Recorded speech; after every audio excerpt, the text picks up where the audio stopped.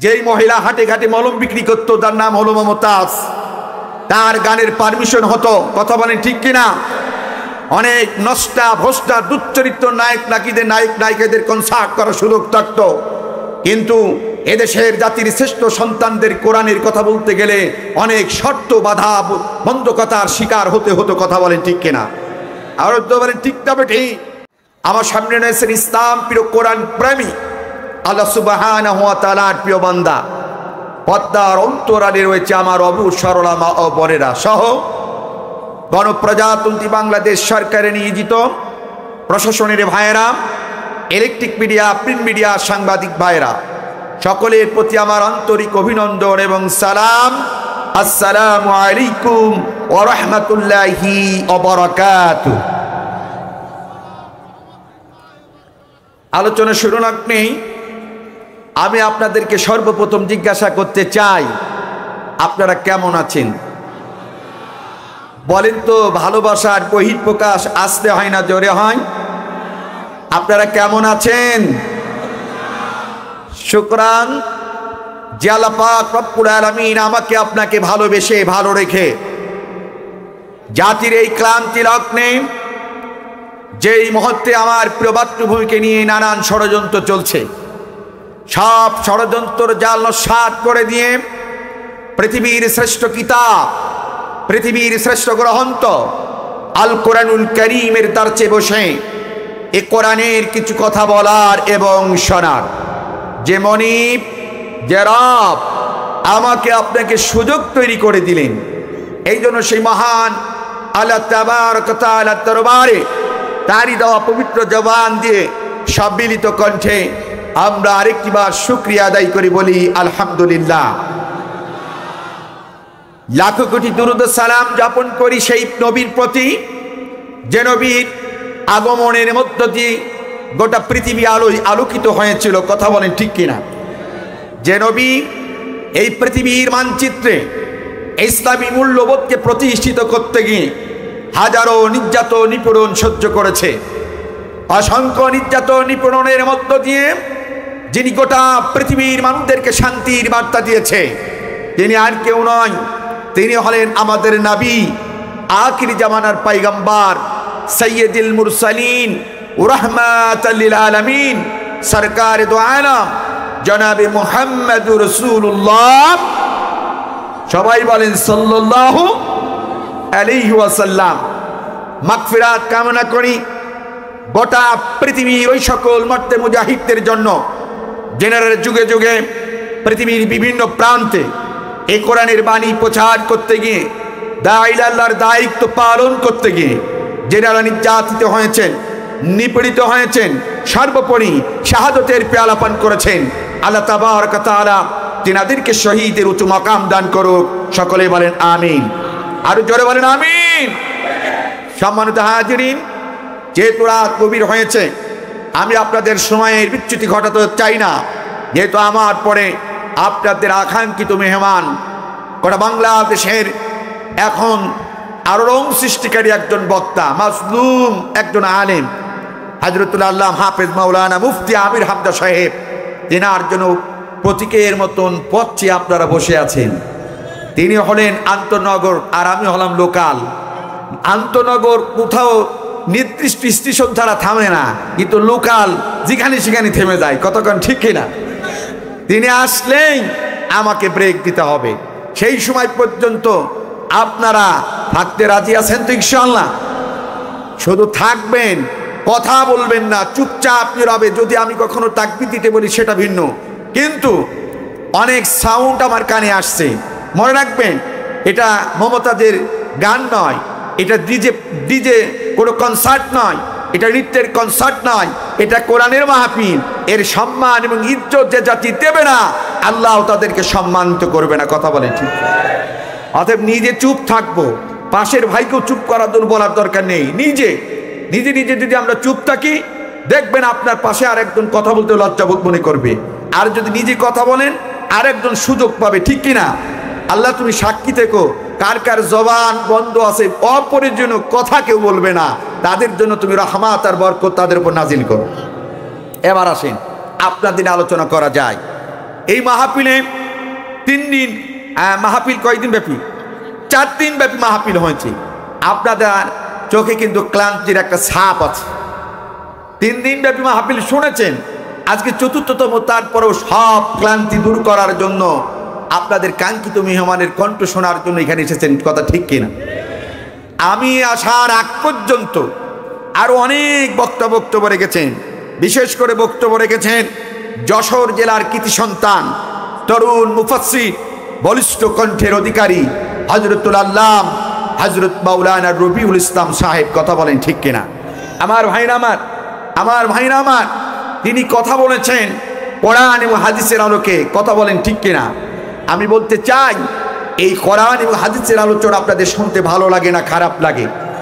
একটু আওয়াজ দিয়ে বলেন, ভালো লাগে না খারাপ লাগে?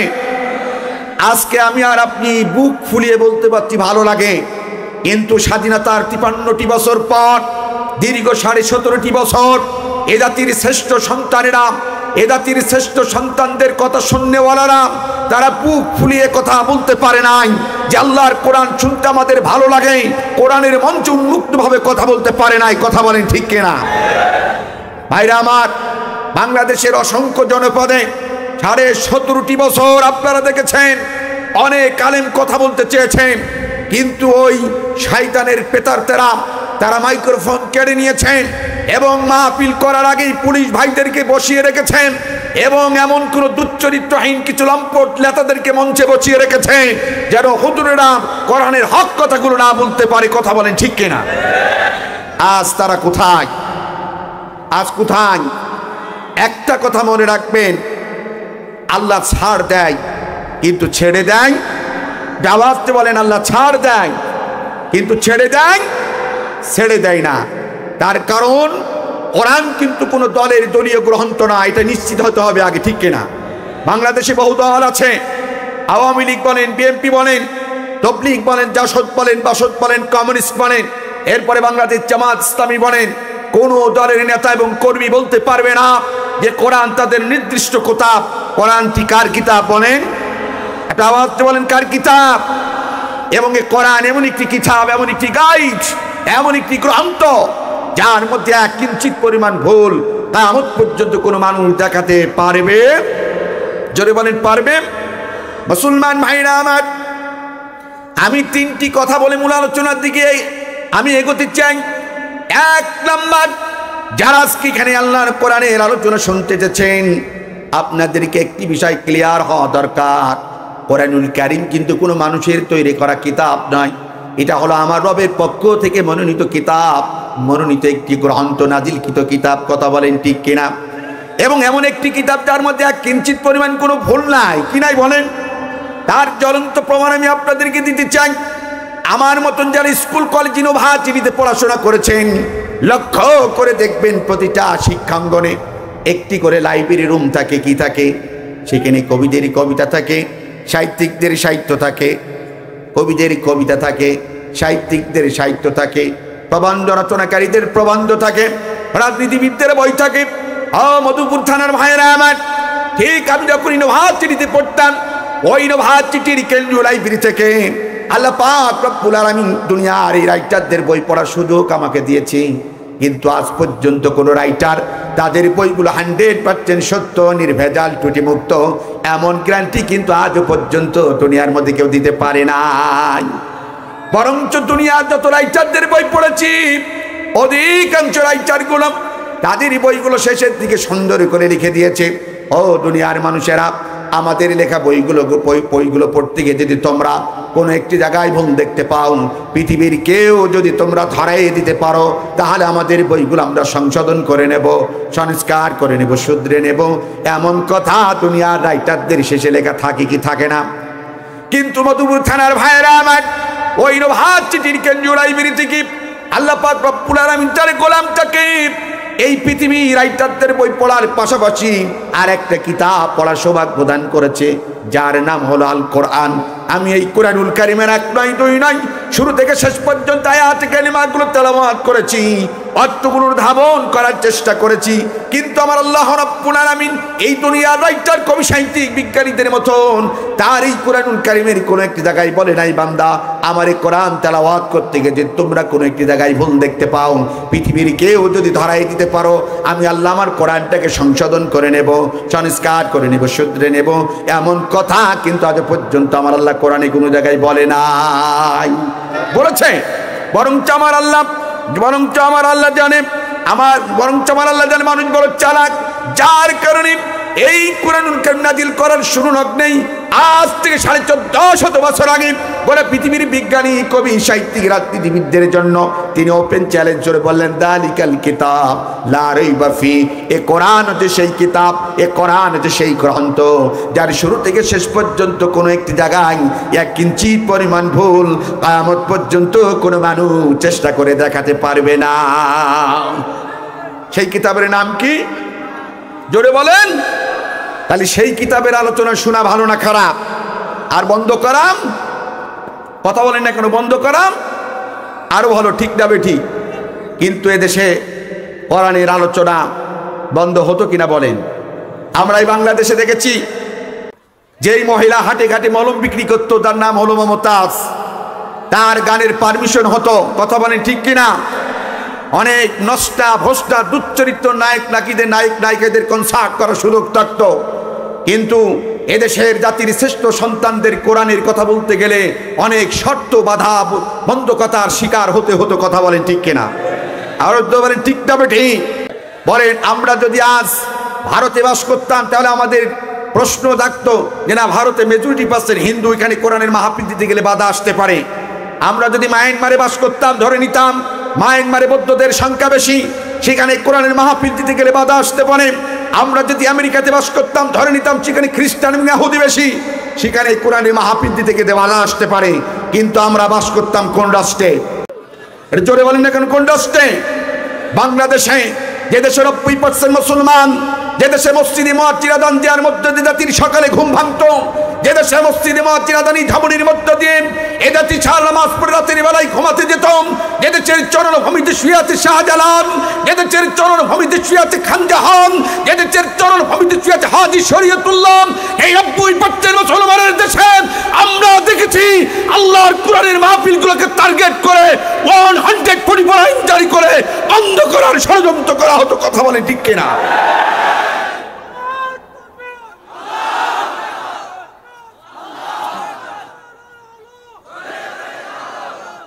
আমার ভাইয়ের, আপনাদের কি কষ্ট হয়? আমরা আজকে কথাটা বলতাম না, আজ আমাদের বুকের মধ্যে অতীতের রক্তের খরচতা হয়ে যেত, কথা বলেন ঠিক কিনা? আজকের এই মাহফিলটা যদি পিরোজপুরের 5ই আগস্টের যদি আগে হতো, এই কমিটির কত আতি নেতা পাতি নেতার হাত ধরতে পা ধরতে স্যান্ডেলের বিক্ষয় হয়ে যেত, এবং পোস্টারে যদি ওই দুশ্চরিত্রহীন কিছু লম্পট, যারা মাদকাসক্ত, যারা নারী লোভী, যারা সন্ত্রাস, যারা টেন্ডারবাজি করে, তাদের নেতাদের নাম যদি কনফার্ম না হতো, এই মাহফিলের অনুমতি কখনো দিত না, কথা বলে ঠিক কিনা? আমি তার জ্বলন্ত প্রমাণ আপনাদেরকে দিয়ে যেতে চাই। আমার মাহফিল অসংখ্য জায়গায় অ্যাটাক হয়েছে, মাইক্রোফোন কেড়ে নেওয়া হয়েছে, এমনকি আমাকে এটা যদি ইউটিউবে যায়, একটা কথা বলে যে ঠাকুরগাঁয়ে আমার মাহফিল ছিল, ঠাকুরগাঁয়ে ওপেন আমাকে গুলি করেছিল মঞ্চে, আল্লাহ আমাকে বাঁচিয়েছিল। এদেশের তরুণ একটি ছাত্র কাফেলা, নাম হলো বাংলাদেশ ইসলামী ছাত্র শিবির, চেনেন আপনাদেরকে? আমি তাদের কথা বলতেছি না, সেদিন এই তরুণ যুবকেরা আমাকে, আল্লাহ রক্ষা করার মালিক, হিল্লা ছিল তারা বলে, যেই তরুণেরা বলে হে যুবক তুমি কি মুক্তি পেতে চাও, আল কোরআন তোমাকে হাতছানি দিয়ে ডাকছে, হে তরুণ তুমি কি মুক্তি পেতে চাও, এসে কোরআনের পক্ষে ইসলামের সুশীতল পতাকা তোলে। সেদিন আমার কলিজার টুকরা ভাইরা যদি ঢাল হয়ে যদি ওই এসপিকে যদি ব্যারিকেড না দিত, ওসি মহোদয়কে ব্যারিকেড না দিত, হয়তো আব্দুল কাদের জিহাদি আজকে পিরোজপুরের মাটিতে কথা বলতে পারতাম না। অত্যন্ত দুঃখ এবং হৃদয় বিদারক কথা আমি আজকে আপনাদেরকে বলে যেতে চাচ্ছি।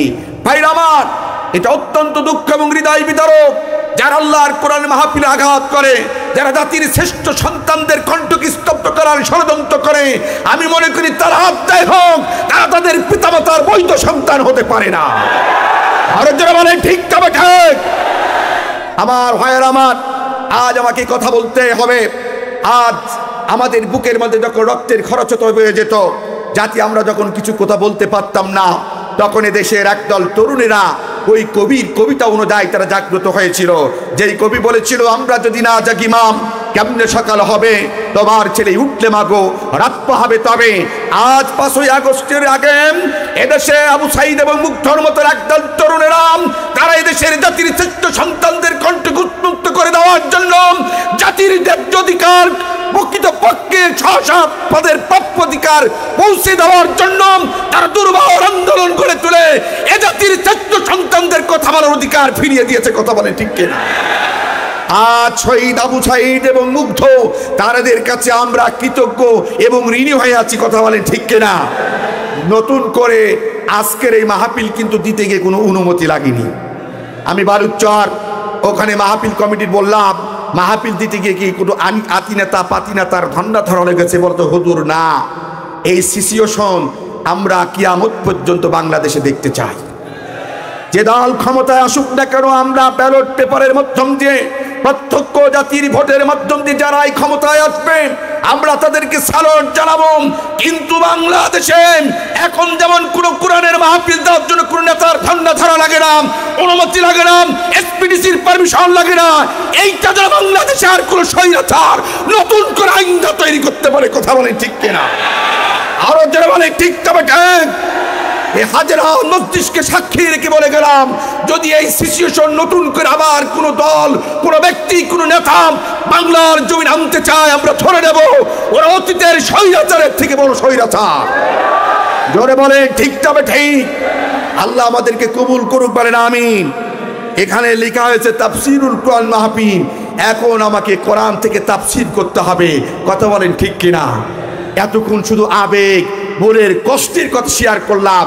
90% মুসলমানের দেশে কোরআনের আলোচনা হবে, এটা জাতিকে শুনতে দেব, শোনার পরিবেশ তৈরি করে দেব।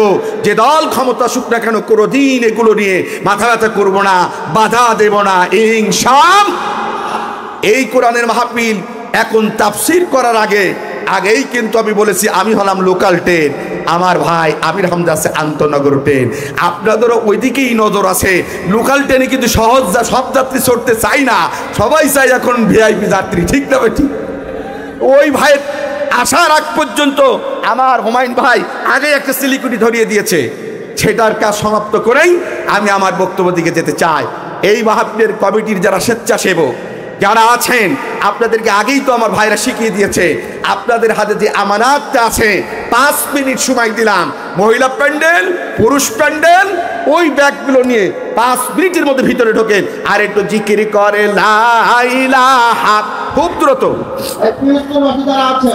বা অন্যান্য এলাকার লোকেরা আছেন হিতাকাঙ্ক্ষী, মাহফিল হিতাকাঙ্ক্ষী, বাইরে থেকে লোক ঢোকার ভিতরে অসম্ভব, এই জন্য ভিতর থেকে আপনারা দাঁড়িয়ে যান। খুব দ্রুত, খুব দ্রুত। ঝাড়ু ফুকের জন্য পাঠাই নাই, মানুষ মরে যাবে খাতম পড়ার জন্য আমি আল্লাহ পাক রব্বুল আলামিন এই কোরআনুল কারীমকে পাঠাই নাই।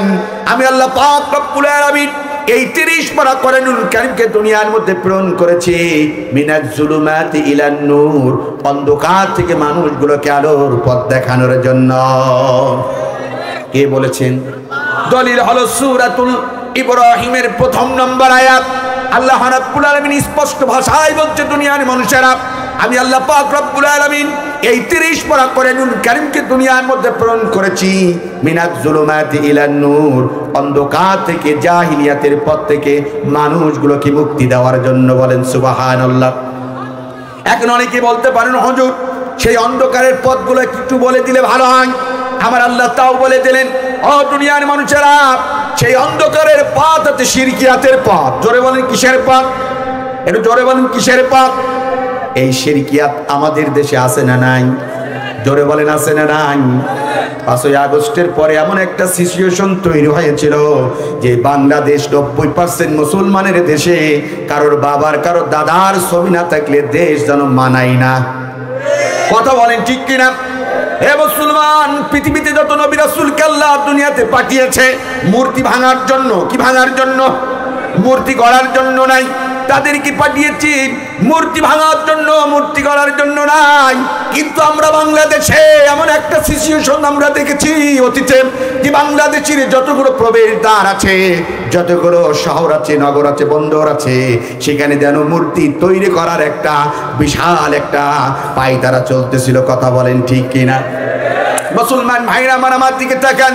এই শিরকিয়াতের পথ হচ্ছে অন্ধকারের পথ, কুফরিয়াতের পথ হচ্ছে অন্ধকারের পথ, বেদাতের পথ হচ্ছে অন্ধকারের পথ, টেন্ডারবাজির পথ হচ্ছে অন্ধকারের পথ, সন্ত্রাসীর পথ হচ্ছে অন্ধকারের পথ, মাদকের পথ হচ্ছে অন্ধকারের পথ, ধর্ষণের পথ হচ্ছে অন্ধকারের পথ, নির্বিচারে ভালো মানুষগুলোকে হত্যা করে, এগুলো ছিল অন্ধকারের পথ। কথা বলেন ঠিক কিনা? এই পথগুলো থেকে মানুষদেরকে মুক্তি দেওয়ার জন্য আজ থেকে 1450 বছর আগে গোটা পৃথিবীর মধ্যে আল্লাহ পাক রব্বুল আলামিন এই কোরআন নামক কিতাবটাকে দুনিয়ার মধ্যে প্রেরণ করেছে। বলেন সুবহানাল্লাহ। এটা হলো কোরআন নাজিল, 2 নম্বর কোরআন নাজিল ইতিহাস জানলাম। এবার মধুপুরের ভাইরা জানতে হবে, এই কোরআনের বিধান মানলে মানুষের লাভ হয় না ক্ষতি হয়? একটু আওয়াজ দিয়ে বলেন, লাভ হয় না ক্ষতি হয়? সওয়াব হয় না গুনাহ হয়?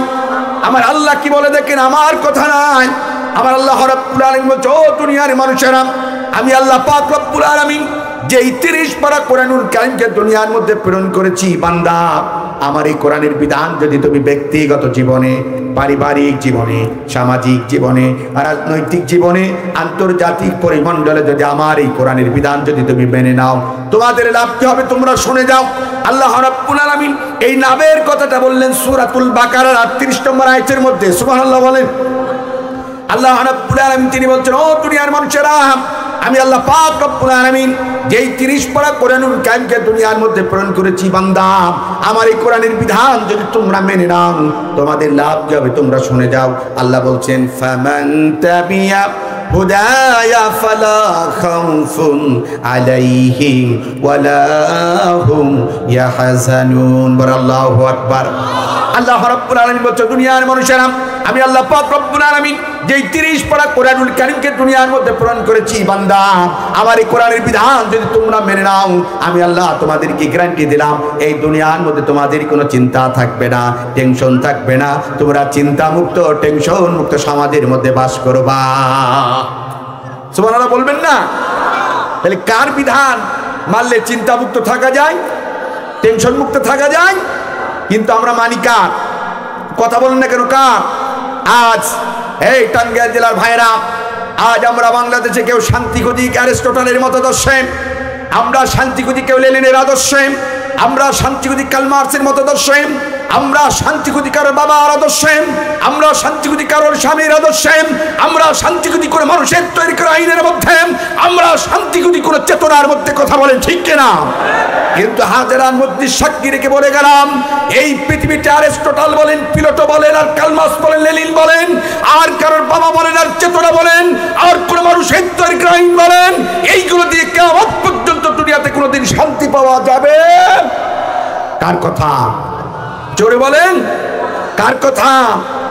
দলিল হলো সূরাতুল বাকারার 38 নম্বর আয়াত, ফামান তাবিয়া হুদায়া ফালা খাউফুন আলাইহিম ওয়ালা হুম ইয়াহজানুন। আল্লাহ বলছে, বান্দা এই পৃথিবীতে যদি শান্তি পেতে চাও, সুখী হতে চাও, সুন্দর সমাজ, সুন্দর রাষ্ট্র, সুন্দর পরিবার এই জাতিকে যদি উপহার দিতে চাও, আমার এই কোরআনের বিধান থেকে তোমরা মেনে নাও।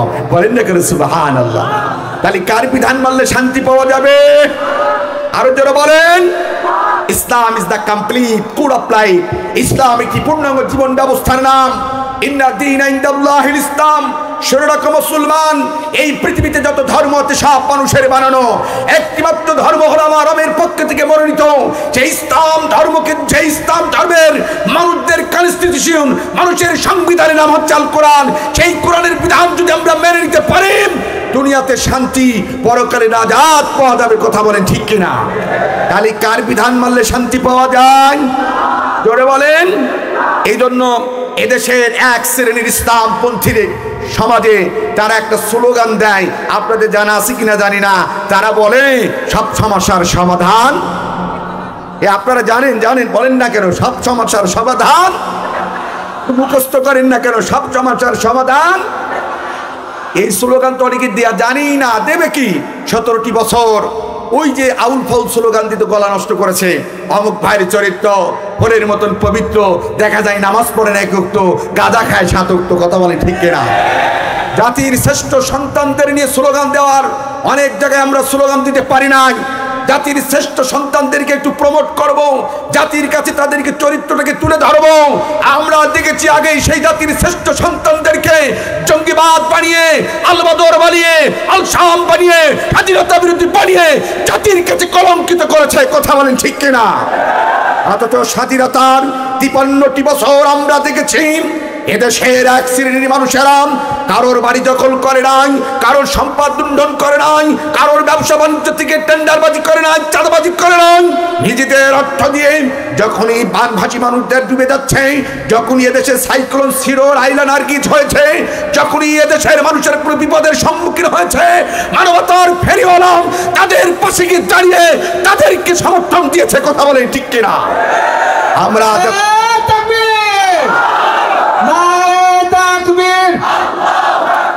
আল কোরআনের আলো, আল হাদিসের আলো, কোরআন হাদিস যেখানে। আমার ভাই, আপনাদের কি কষ্ট হচ্ছে? তাহলে সব সমস্যার সমাধান এ কথা কে বলেছেন? কোথায় বলেছেন? এই দলিল ভূগোলে সার দেন, সূরা বাকারা আয়াত নম্বর 38। আল্লাহ বলছেন ফামান তাবিয়া হুদায়া ফালা খাউফুন আলাইহিম ওয়ালা হুম ইয়াহজানুন। আল্লাহ বলছে, বান্দা আমি যে কোরআন নাজিল করেছি এই কোরআনের বিধান তোমরা মেনে নাও, তোমাদের দুনিয়াতে চিন্তা এবং টেনশন থাকবে। তাহলে এই বিধান মানা ভালো না খারাপ? এই বিধান মানা ভালো না খারাপ? আল্লাহ কবুল করুক, বলেন আমিন।